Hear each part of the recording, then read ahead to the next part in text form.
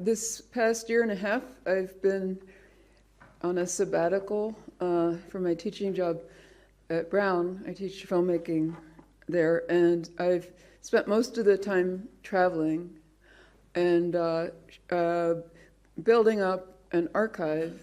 In general, for most of my projects, even the ones that have more conventional scripts, create an archive, my own archive that I draw upon, and I don't make a great distinction between my archival footage and our other archival footage that is found material or stock material. And I also sometimes shoot in a way that makes it hard to make a distinction between what might be ancient and dug up and what I might have shot. This is particularly true in the project that I'm best known for, which is Peggy and Fred in Hell. I did show that last year, so maybe about a third of the people here were at that show that went on for 3 hours. Wasn't supposed to, but so tonight I'm going to make up for the 3 hours by having, I think, a short program. I started taking still photographs about 4 years ago, and I'd always thought it was something I couldn't do. You know, if I had an occasion to take a snapshot, I'd be embarrassed because everybody else's, my mother's and, you know, the grandma, everybody else would do a bit better job taking a picture than I would. And but somebody gave me a good camera, and I really had to check it out. So I finally went to the park with Tom and to Bryant Park and started taking pictures and feeling, oh my, this sinking feeling.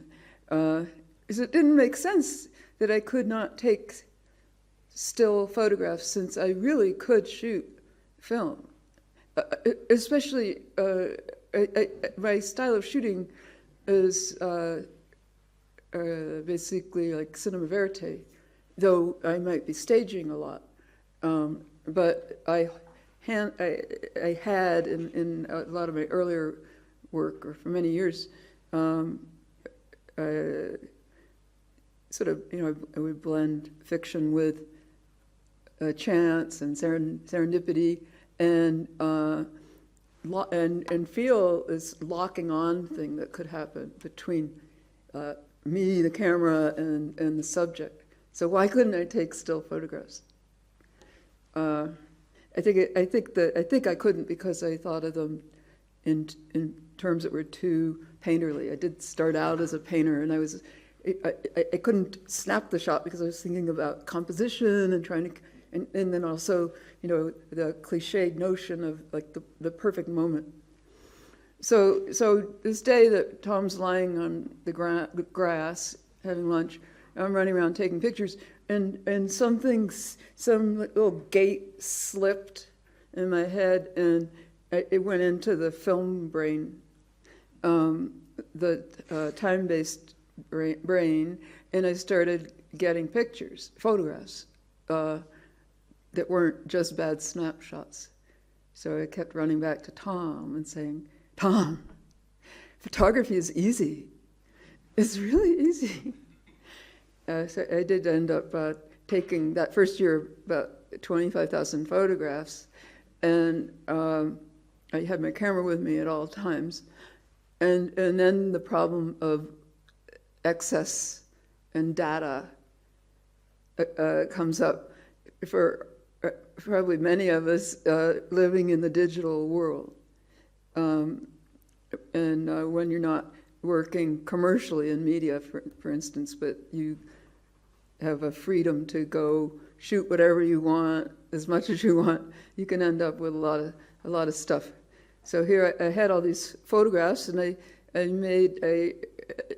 was not going to print them, though some of them looked like, whoa, photographs that could be in a book or you put in the gallery or whatever. So I just made a short piece called Photography is Easy. which I'm not showing tonight. I could, it's short, but basically I just kind of chase a beetle around in the desert, shooting it on video. With Tom and I chase a beetle around. And then I just put a couple hundred photographs up that are so fast, you can barely see them, but you can say, photograph, China, US, New York, California, Hollywood. So it all flashes through, and that was my way of throwing away the ease of the digital image. But we've talked now in my class quite a bit about the apparatus and the differences between analog and digital, and how it affects working practice. I'm telling you all of this because what came out of the still photograph was buying another camera. Sorry, I had to make equipment important, but it's my tool. I bought the camera that quickly became the cult camera, so it was the Canon 5D Mark II, which also shoots incredible video, high definition video. So it was the first time video looked good enough to me to feel I could go someplace with it. So it's this funny machine designed for still photographers. I mean, the advertisements were peculiar about it because it was like almost like a little subtext. Oh, and by the way, you can also shoot some video and see what that's like. But it was designed for still photographers, and it was very difficult to work with for video. It's not designed to shoot video. So people started, Hollywood got into the act. Every filmmaker and videographer who could was buying this camera, which cost at that time about $2,600, and people were saying it was the equivalent image quality to something that was at least 15,000, if not 50,000. So at that time, this is several years ago. So people were tricking it out to make it easier to shoot with, and spending $100,000 on lenses, and like a whole new gadget industry grew up of things to make it easier to hold and make it function like a video camera, when it really is just this little still camera. It was, there were famously the final or One House episode, the TV show, the American TV show House, was shot on this camera, and it's been used, tricked out with $100,000 Panavision lenses to intercut as like a B-roll in some movies. So anyway, I have this camera, but it's hard to work with. So what am I going to do? Intervening steps in the process of photography led me to start using it always on a tripod. That's part of the problem with it. It's not ergonomic for handheld shooting. And I needed a theme to begin to organize my abundance of photography. So I decided the theme was going to be dead nature. I was going to build an archive of what I was calling dead nature, which eventually led me into Natural History Museum. So I spent, about 6 months going into the Natural History Museum with this camera and shooting video of just people looking at one of the tableaux vivants, which is of these animals that look kind of like deer or elk, somewhere in between, called bongos. And what I was interested in was the form of attention people would give to this set piece of these stuffed animals.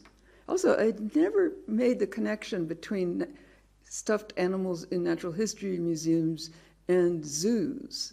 It never occurred to me that these were both places people would visit to see animals and learn about animals, only in one place they didn't move, and they had glass eyes, and they couldn't look back at you if they were inclined to.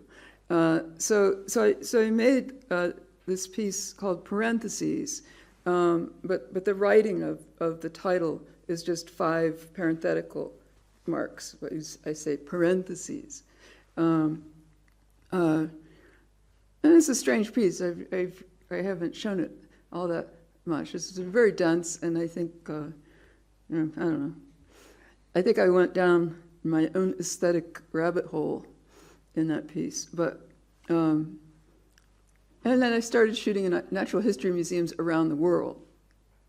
And I thought, oh, I'm going to make, and I still might, something that's almost like an ethnographic study of patterns of attention in different countries or different cities or different, I mean, natural history museums are usually in cities, in countries. They're not in the countryside. So yeah, in the urban environment. So in particular, so far I shot in Shanghai and in Moscow, and it is amazing that the animals might be the same, but the speed of movement, the relationship between adults and children is in evidence. You know, I'm not doing this scientifically, but there are dramatic differences. I will tell you, in the New York footage, almost no one stops to look at the bongos because they're all looking at their cell phones, the big people and the little people. So only once in a while does some very special person stop in front of the bongos and linger, and I kind of make them special by putting sparkly things around them. And I use effects I focus a lot on the eyes of the animals that can't look back. So, and I cut in other animals' eyes in that museum that can't look back. And I hope in the piece people are thinking about the inability of this animal that we're looking at to look back because it's just a surface. So I started shooting live animals, which is going to bring us to the first piece, because I thought I should throw in at least a little bit of a live animal to this project, kind of as a surprise, in a tricky way, like something that's barely moving. And that got me to the zoo. And once I got to the zoo, there was just no end. So for the last 3 years, I've been working on a series that I call The Binoculars. And yeah, this is one of them that was shot right outside. I mean, it was right up the hill. It's up the first, if you walk downhill in Saas-Fee from the hotel, it's the first, what do you call those things? Lift. Lift is good. It's the first lift. And this is one of my more favorite pieces because it's the first one that introduces a sign of the presence of mankind. Everything else up until this point was shot with the animal in isolation, even if the animal was behind glass in a cage. But a lot of the animals I shot were in preserves or sanctuaries and farms, but zoos were completely a very important part of the repertoire. In this case, I started feeling more and more National Geographic because at first I would just go shoot fairly quickly and get 1 or 2 shots that might be interesting, but I wasn't spending a lot of time. In this case, by the time I shot this, which was last summer, and it depends on the species, of course, but in this case, there's a great benefit to spending a lot of time and figuring out where the animals were tending to move. So I could see, I guess I spent about 2 hours before I took the 6-minute shot, which is processed 2 different ways. One that kind of centers on the animal, and the other that centers on the science fiction-y thing above. So this is a subcategory of the binocular series of the binocular machines. So I have several now in which they're hard to do. It's hard to find situations where there's an interesting relationship between some kind of mechanism or object that is of the human source, and also an environment in which an animal lives freely, which is what I've been trying to do. So another one I've done is set in Coney Island with a parachute jump and seagulls that I was feeding madly just out of frame. So it's really like the birds. And one thing that was exciting also for me in these new binocular machine pieces was that, in a funny way, cinema genre started to enter in.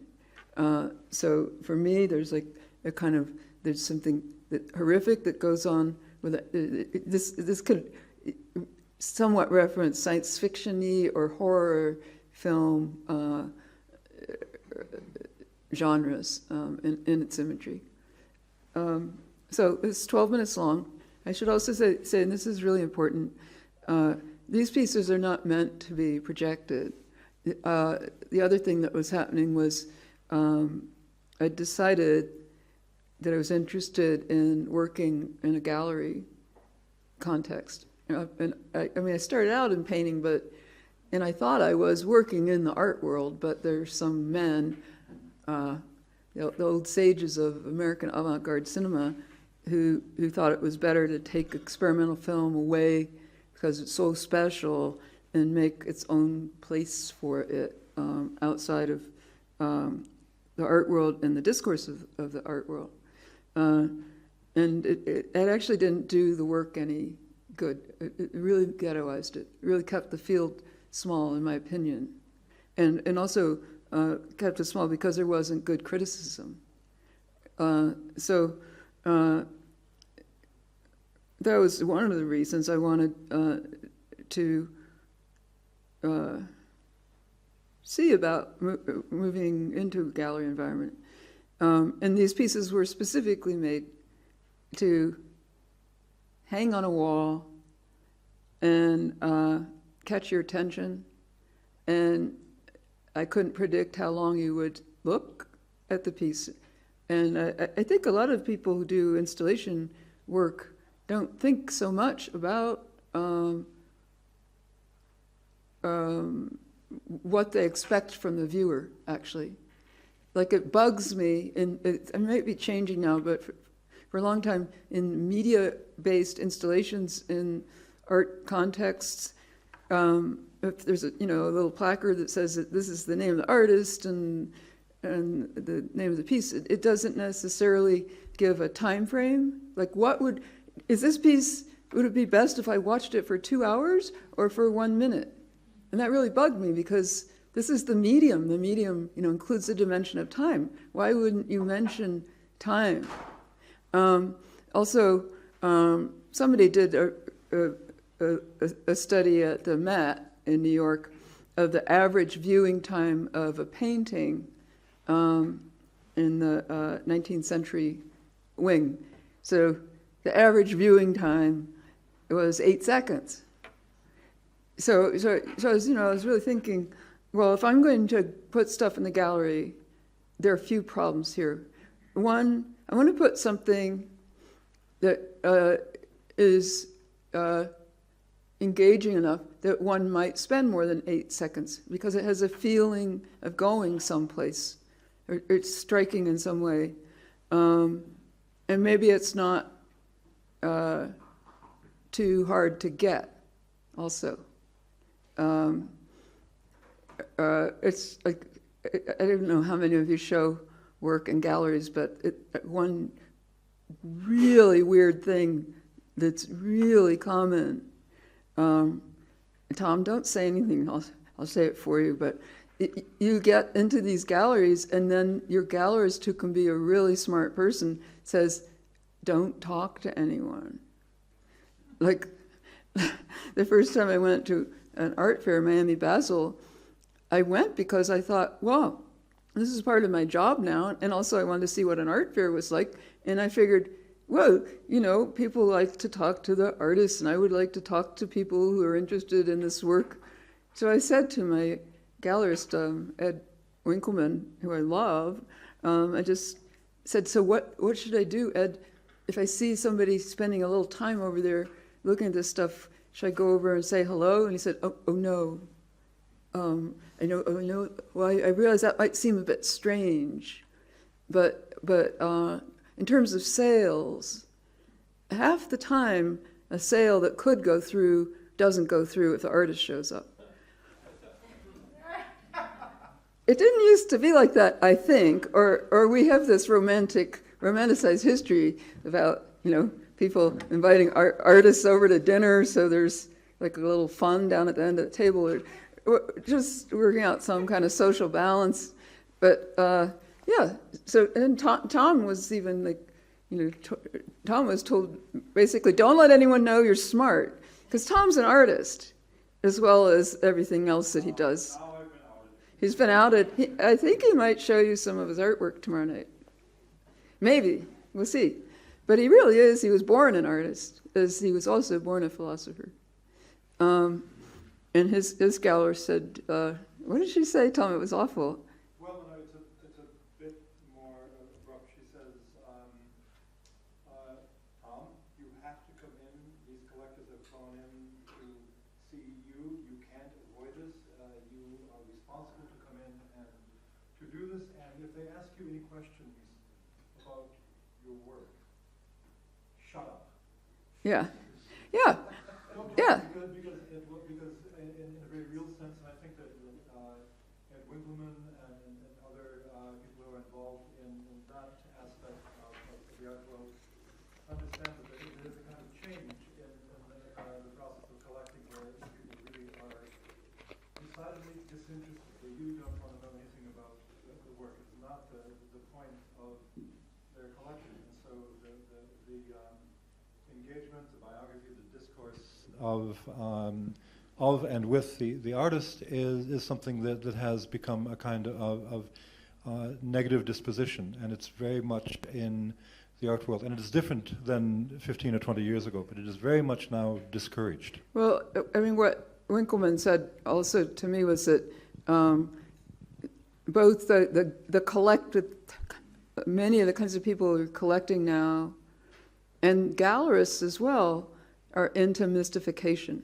And you're just not supposed to, you know, rough this surface up with anything that could break this illusion of something very, very special and separate and rare and valuable. You're going to spend a lot of money on it. And I will just add, it's considered an impropriety if you impugn a collector's disposition, someone who will say about a certain work, something that you've made, oh, I like it, look at those textures, it looks great above the sofa, and for you to add to that anything at all a bit more complicated, or even to offer a kind of invitation to thinking about what this thing might be, it's really an impropriety. Yeah. Now, on the other hand, I have to say, I've become a much happier person in the last 3 years with a gallery, because people, non-commercial, non-commodity oriented media workers, many of them, at least the ones I know in New York, are just not real happy much of the time. It's really hard. There's a lot of competition for practically nothing. The field has just been kept so small. So I know there are other media producers in this room, and they're working in different kinds of arenas, and I don't know how it works for people working as documentarians, for instance. But the struggle for money and the struggle for audience, and it's very, very hard. And galleries are hard too, but people act happy. That's the thing. Like I'd rather be around people who are pretending that it's good and it's wonderful, as opposed to, oh, she really, you know, I really question the ethics of this, or, yeah. Okay, so I'm sure you've absorbed this. Oh no, Tom's pointing out that I'm going towards the 3-hour mark.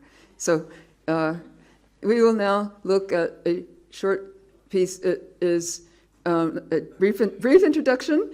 So the binoculars are supposed to be seen not as projections, but on large monitors. And I like to have at least 7 or 8 running at the same time, and the shots are long. Some of them are only 1 minute long, and some of them are 12 minutes long. Just depends on what happened. And so there's a little bit of like a Noah's Ark feeling when you go in. And it's very, very important that you get this feeling of a rhythm in the room, that the pace of movement and the demeanor of anyone's species, that you recognize something. The left-hand side, where the animal is in representational form, is always exactly the same. It's always exactly the same footage on the right-hand side, in which some kind of deformation has occurred. Most of the early ones, or most of the ones you'll see, are based primarily on some kind of kaleidoscope or mandala effect. And I try a lot of wiggling around until I find some position for this splay that I think focuses attention on something about the demeanor of the particular species. So that was my operating principle in most of the ones, or all of the ones you're going to see in this piece. This piece I'm showing is 11 minutes long. It's called Twice Removed, and people were asking me if I could make like some short cuts and show them in a theater. So I finally did that, and so what you'll see is it has some entertainment value actually, and it's you know, a sit-down thing. It's not a walk-by thing. And there's a ton of music. I'll tell you. Okay, one thing that was a kind of premise in developing this crazy soundtrack that it has was just while I was looking around, coming across Saint-Saëns' Carnival of Animals series, and then reading about it, and reading that it was a collection of compositions that he did not want played until he had died, because he was actually making fun of a lot of other living composers, romantic composers at the time. So you could hear these other composers. So I like that history. I like this. I thought maybe the soundtrack should be all of the Carnival of Animals stacked on top of each other, turning it into a kind of white noise. And then instead I've made this really ornate kind of crazy mix, like the crazy mix of animals. So I think we'll go for it.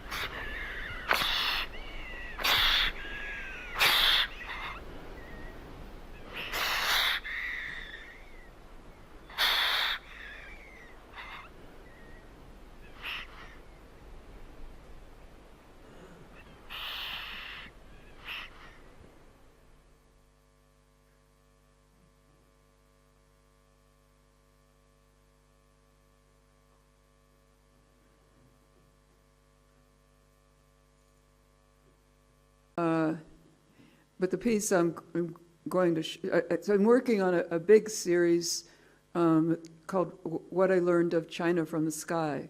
That's what I'm not going to show you in the interest of time.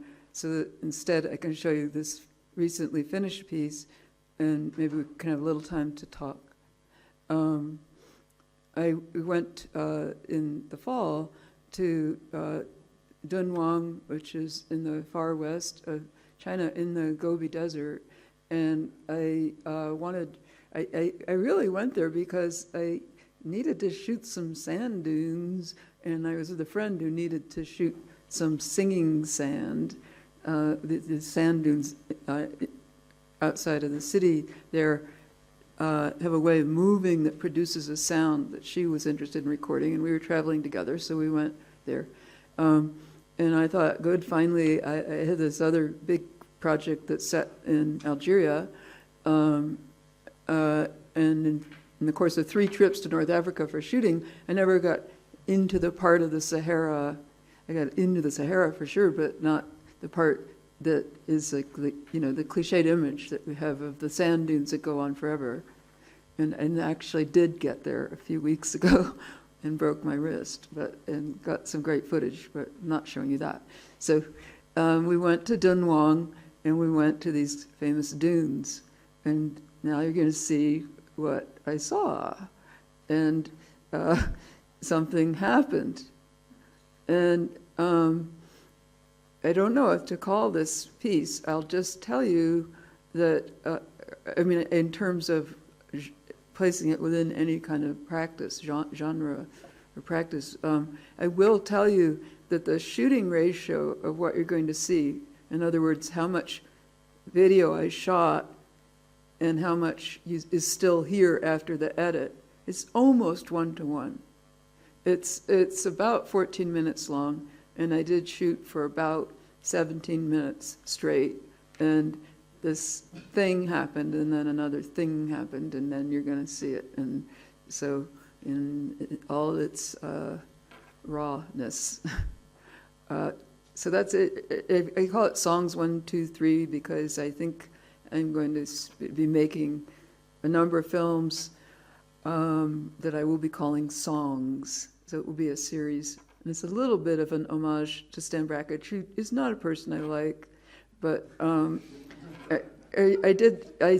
I studied with him, which means I was in the same room watching him be himself, which is kind of what happens here, too. So it's a fantastic way to learn. It's the best. There's like no mediation, You have to take all of it. But so it's a bit. He would give us his films to take home and just watch at home on our little Super 8 projectors, or it was incredible. So he thought he was so great that he could afford to do that. But all right, enough about him. All right, this is, as I said, 14 minutes. I'm not sure what the level. You just have to play it by ear. It shouldn't be too loud, but it shouldn't be too soft, whatever that means. I'll yell out.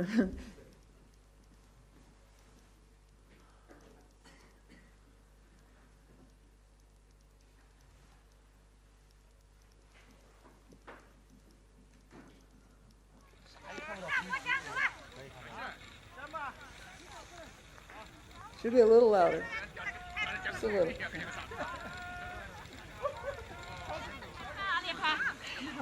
来这儿了，你跪着看，你这，哎，对，转正，来，你把包放下来，稍微来一点啊，来，往后点，哎，来，你到这儿，领导到这儿了，往上来，上来，干什么？可以了，啊，你丢一下，别丢，你可不能说我那可不客气，不客气，自杀了，你说自杀就自杀，来，你在这儿找，我就不相信你自杀了，那你就在这儿，你自杀了，你说你自杀的，我看你自杀做，他来呢，啊，你确定是你妈了，你妈才是，你妈，人那人找那么。The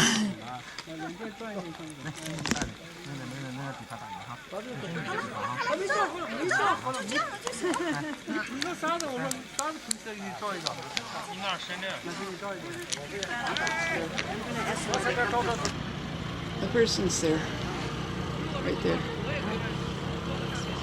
standing still. What I don't understand is why I'm not getting the sun.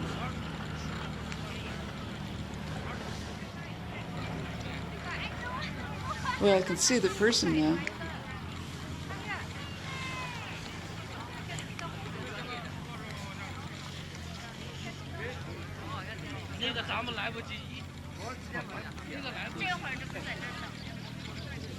I was shooting this very peaceful scene, and then Those people just, and they rushed around me. they were so rude. It's fantastic. They completely Yeah. overwhelmed. Yeah. I mean, they ran in front of me. Yeah. And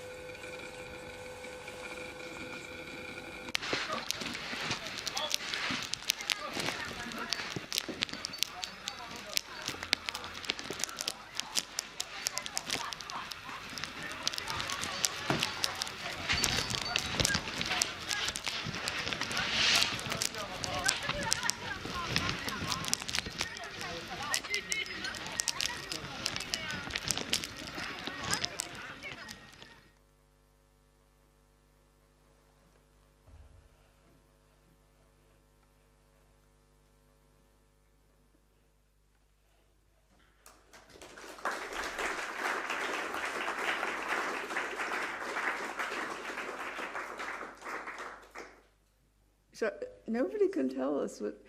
We show this footage to our friends when we got back to Shanghai. Nobody could explain what happened.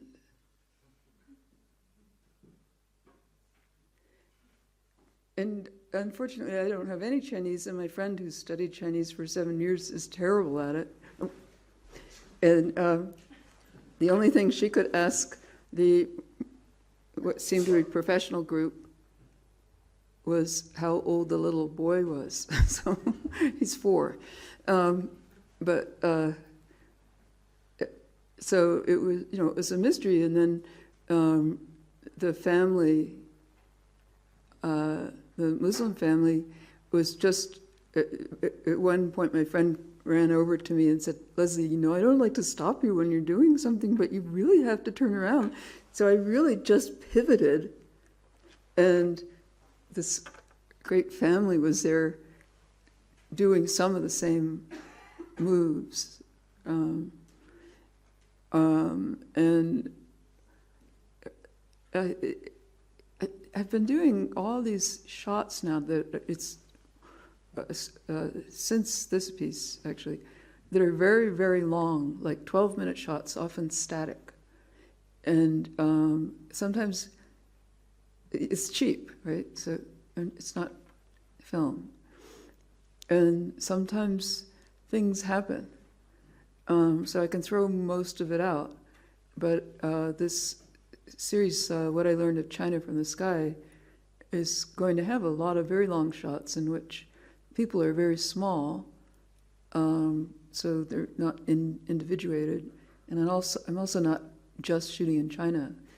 I'll shoot in New York and in other places, but kind of organized around two dominant images will be construction sites and also sports fields, as well as other things, but those will be repeated in a number of settings. I was shooting this way in Algeria as well recently, and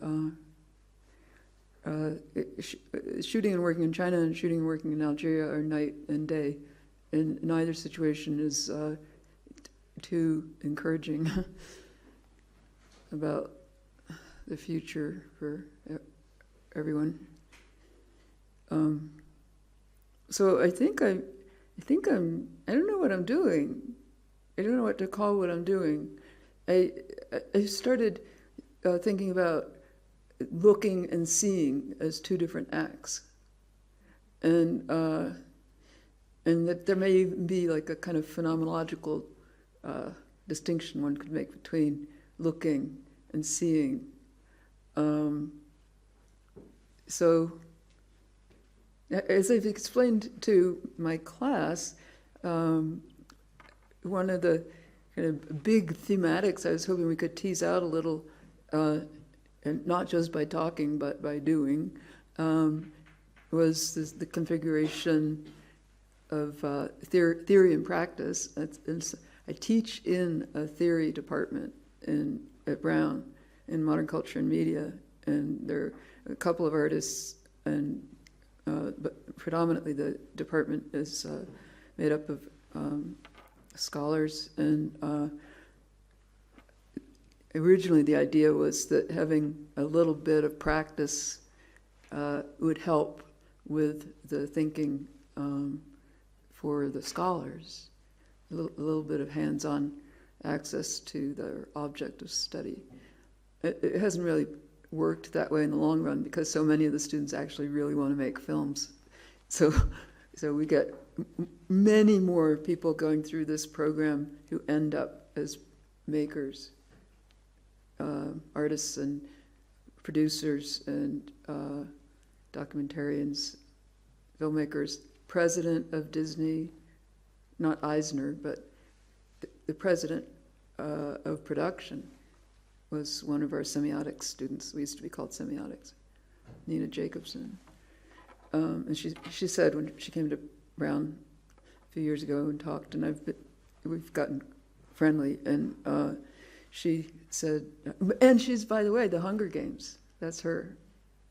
She was fired by Disney because of a fight that happened a few years ago, but she's the Hunger Games.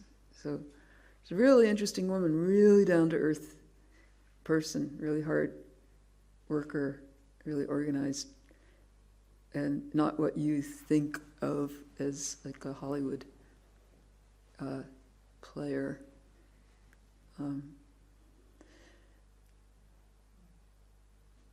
I meant to make a point about that, but I don't remember what it was.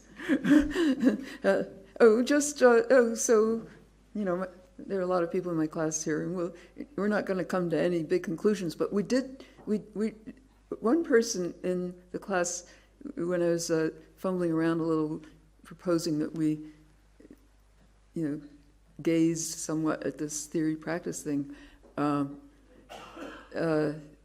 one person said, could we consider the position of the spectator and actually have a kind of a triangulation instead of just this two-sided picture? And I thought that was really a great way to open this up. And even though there's a lot of writing about the spectator, right?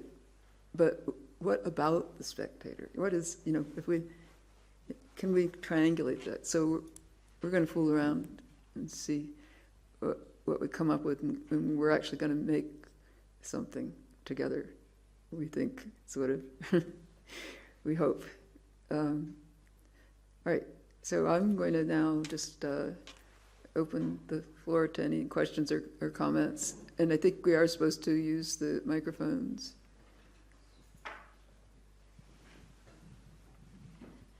Leslie, that was great. Love the orange gators. I mean, they just kind of blow my mind. I mean, everything about that.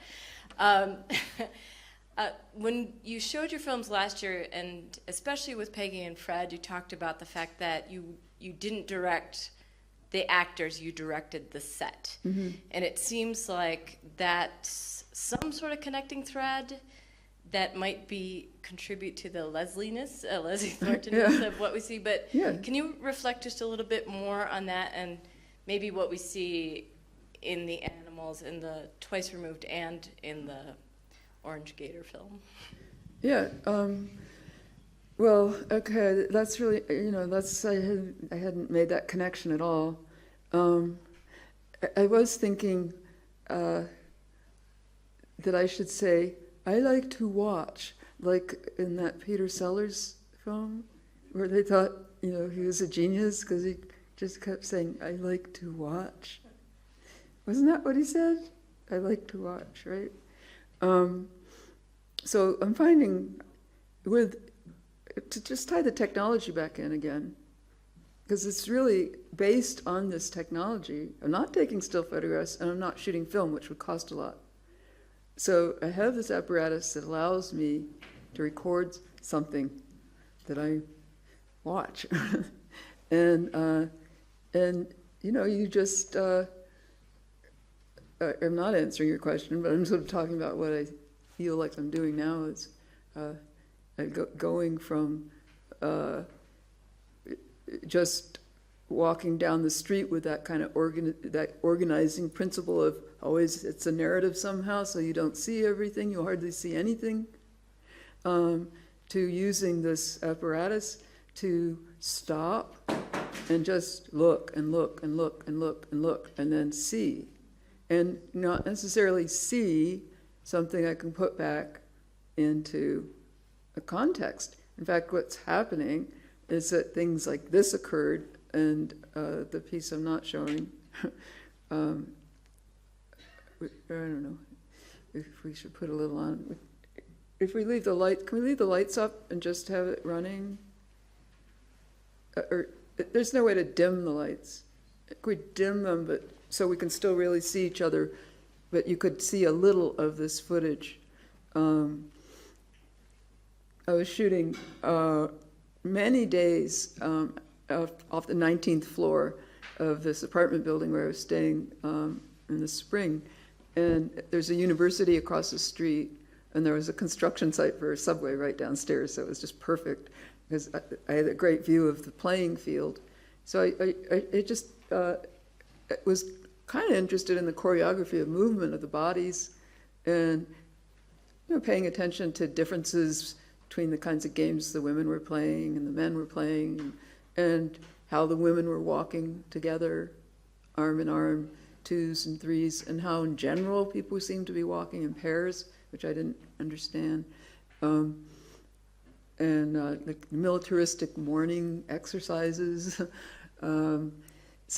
But one day, I was shooting, and what I'd like you to turn on is the one that says, the middle one, mystery game. Yeah, and just play that. Yeah, so you could see it well enough. It's like a 12-minute shot.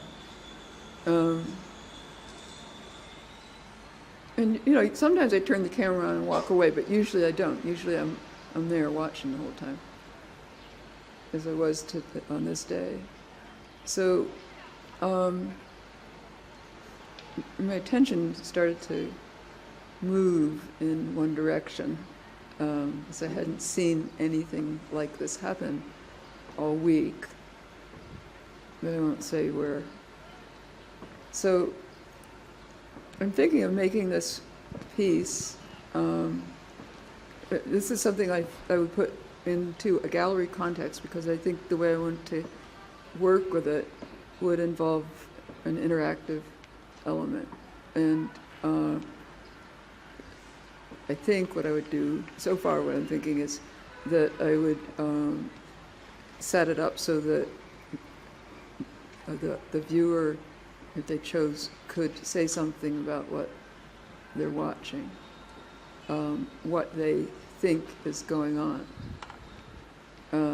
So the space that's mysterious is in the foreground on the flag ceremonial platform, and I've made an effect which you don't have here, but it's like a magnifying glass that separates out.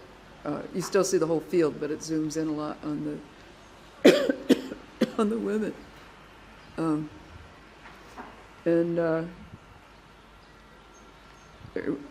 So now I'll go back a little bit to answering a little bit the question.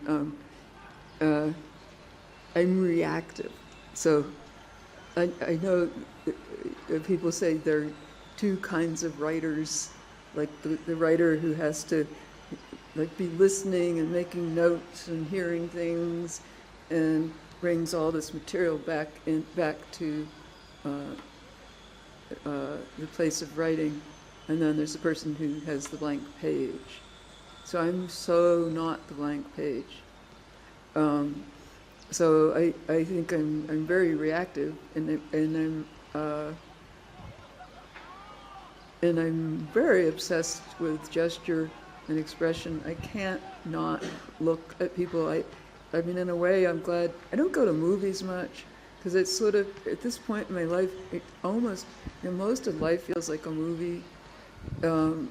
Like subway rides especially, they're always a movie. And you know, if you look at all these faces, and you don't hear much conversation in New York, because if you talk on the subway, you tend to be either identified as Midwestern or German or insane.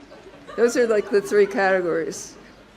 So, you know, if you live in New York, you generally don't talk. But I look at faces and I just get, you know, in bodies and the demeanor again of people, and I just get feelings, and it's not something I'm trying to do, it's just what I do, like I'm doing it now, you know, it's just, and I think part of it does come from spending decades and decades shooting images of the world, people in the world, the world. I think that my brain has turned to this kind of thing. And so I'm excited about this new work because there's something so elemental, so simple about it. We'll see where, you know, I'll see. I'm just starting. We'll see where it goes. At the same time, I'm working on a really complicated narrative film, so we've got that happening as well. But that's hard, and this is very rewarding in a different way. There's something immediate. It's not arbitrary. I mean, I got hours of this. This is the only thing worth looking at. So, because somebody had asked earlier about my technique, because I was speaking to my class about maintaining a kind of false primitive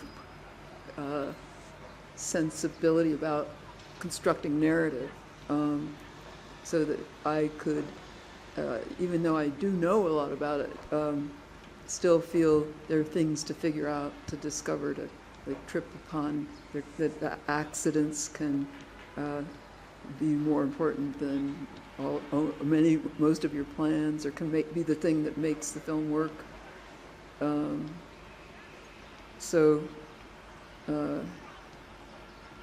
Yeah, I'm reactive, and that's how I worked with Peggy and Fred. I was setting things in place and dropping hints and talking to them during shots. But I quickly found, working with these children, that if I asked them to do anything, all of the magic went away.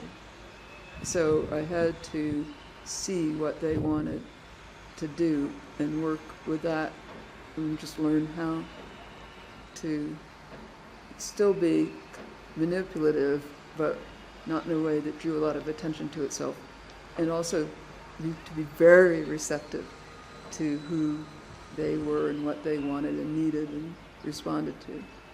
So, yes?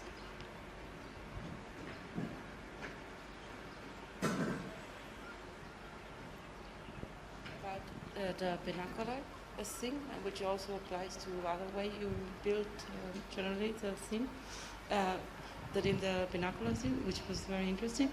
Did you use a free play of the After Effect, or what effect? You know, did you add a system in which you could see the chance of the free play of the animal take place, or did you just did your own thing and according to what, to this kind of visual seduction, and in the same fashion, I liked it because it was rewarding, but I could not exactly understand why you changed the camera position as to take more of the scene. You know, weren't you satisfied with the You mean in the songs?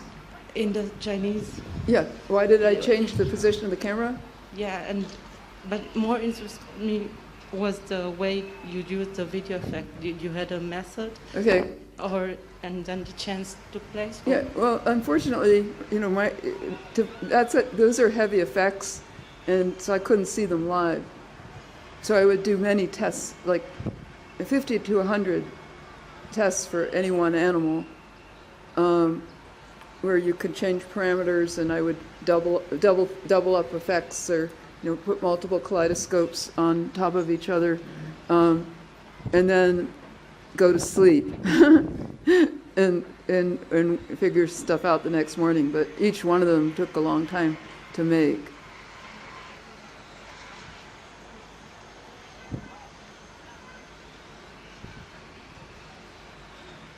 No, I not by chance, because I would be looking for something. I would say, what do I find compelling in this shot? I mean, an easy one to talk about is the elephants, where female elephants elephants are matriarchal. The male is ostracized once it reaches puberty, and the females stay together in a herd. And these two elephants are at the Miami Zoo, and I shot them many times. And it's a mother and a daughter, and they did a lot of things together, and they cleaned each other every night. I mean, they got each other dirty in the morning because it was a protection against the sun. So they would throw junk on each other's backs. These are Asian elephants. And then in the evening, when I was shooting this shot, the mother was sweeping off the back of the daughter. Now, you wouldn't know that, but what I did want you to pay attention to was this incredible, appendage and the kind of tenderness. I mean, I don't want to anthropomorphize. I have to say that this film version is far more anthropomorphizing than the gallery installation, which is, there's no movie music. There's nothing that's like heightening, okay, great, the alligator opens his mouth.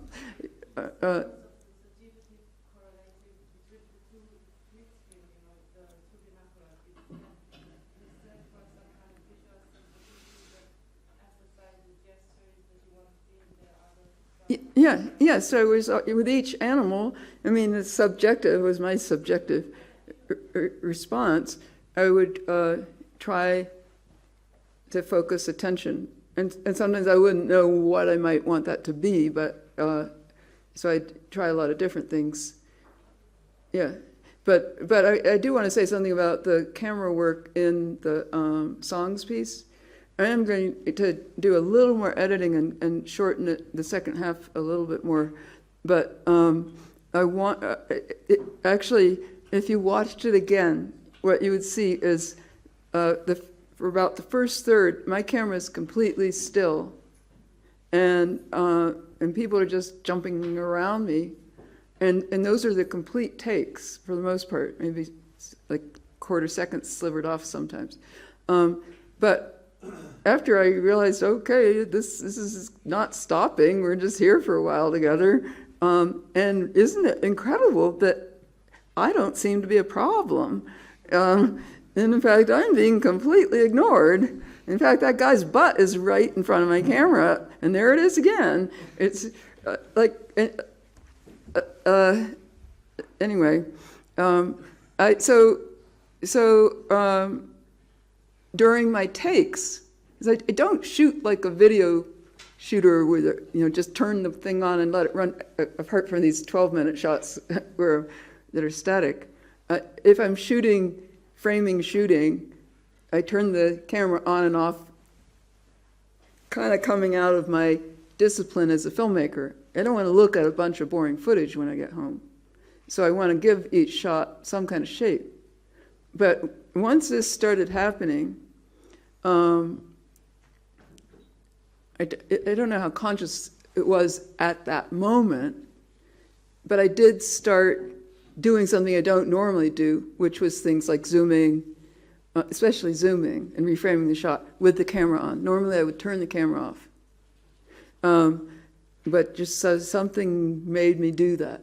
So from that, a certain point on, almost every shot, not every single shot, but almost every shot has some kind of movement, or a lot of shots have some kind of movement. Although when I get to the family, I actually felt like in some cases I was doing more a portrait, like especially, I mean, there are a couple of the women. The older woman, you know, that's the money shot. She was the person, the only person who was looking back into my camera, and she was giggling. You know, she was the matriarch in the family, and you know, she wanted us to shoot her. She laid down in that posture. That is the entire shot. There wasn't a point where she said, "Oh, shoot me," or indicated that. She just laid down in front of the camera like that. There's no framing. I didn't frame that shot. I would have, you know, she just happened to lay down exactly like that. And then I did direct her a little bit because I did what the guys were doing. So I'm shooting, but I went like this with the sand. And then, so she's looking at me, and then she followed what I did. And I just love it because she's the sexiest woman in this piece. And she made the piece. Like, I don't think I would have made a work out of this if that hadn't happened. I don't think. That's like the beauty, that's the punctum for me, you know, in the piece. We've got time for a couple more questions. So. Yep.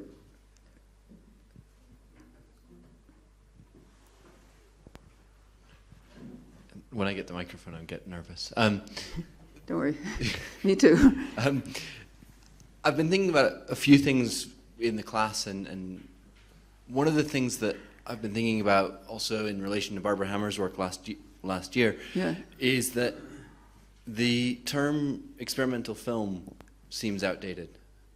And and what seems to be coming to me is that it's almost like what you're doing relates to kind of longer narrative films in the same way that poetry relates to the novel. Yeah. And I don't know whether there's another term, but you know, the term non-narrative seems inappropriate because it's a negative term. It's a negative term, and I don't know. I just thought it would be interesting to hear what you think. It's just incredible. Nobody's come up with another phrase, you know, another title. I don't call myself an experimental filmmaker, but people call me that. I mean, I haven't worked in film for a real long time too, but I do think of myself as an experimenter for sure. And I do think of myself as more of let's say, if I'm going to label myself, if like keywords would be like poet and documentarian, interested in narrative structure, interested in the devices of time-based media for producing engagement, which is like kind of a bottom line definition for me of narrative. So at this point, when I have to say what I do, I just say I'm a media artist. I mean, that's as close, it's general enough. And but yeah, but Barbara Hammer, on the other hand, is deeply identified and committed to this history, believes in this practice as ongoing. I have to say, though, maybe is a little ironic. There are these films that look like experimental films. They're still being made, you know, all over the place in art schools, and there are experimental filmmakers. Hey, it's a style, actually. I want to echo something Wolfgang mumbled at the end of his presentation, the opening evening, which I think he was kind of mumbling that that philosophy wasn't over, essentially. And I mean, even if it's dead, okay, even if it's dead, it's not over. And that's kind of what Alcomben is talking about in the book that I gave you, in a way, too. And what I felt from the day I started, and I still completely feel this, and I've done this I don't know how many years.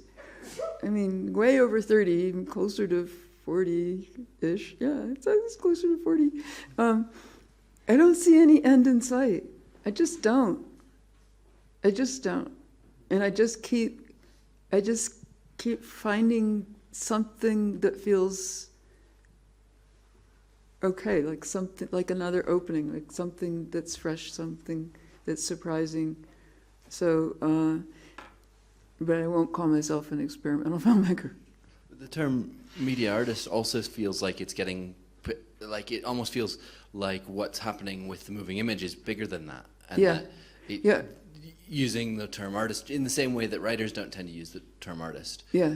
It's like there's a space, there's a vacuum there that's. You could say, yeah. I mean, now all these terms get tired so fast. So, yeah. So now people are talking about moving image. I mean, actually, Winckelmann has started this series of fairs now. He's had 3 called the Moving Image Fair, which is devoted to video in a gallery context. But I don't know. I am an artist. That is. I didn't like the idea of that word until maybe I was about 35. And then I thought, especially in America, it's a beleaguered position. And it's what I do, and I embrace that. So I'm an artist, that's what I am. That's what I am. Maybe one more question. One more question. Yeah. Any more? But we can keep talking. I won't be hidden so much. I've had a lot of preparation to do for my class and for the show, so I haven't been at meals, but I really will now start to. I'm not so nervous. This is over this evening. I enjoyed it very much. It's great. You're a great audience, and I'm going to start eating, or at least talking to people down the hill. So I'll look forward to that, and maybe we can talk some more, one-on-one about things. So thank you very much.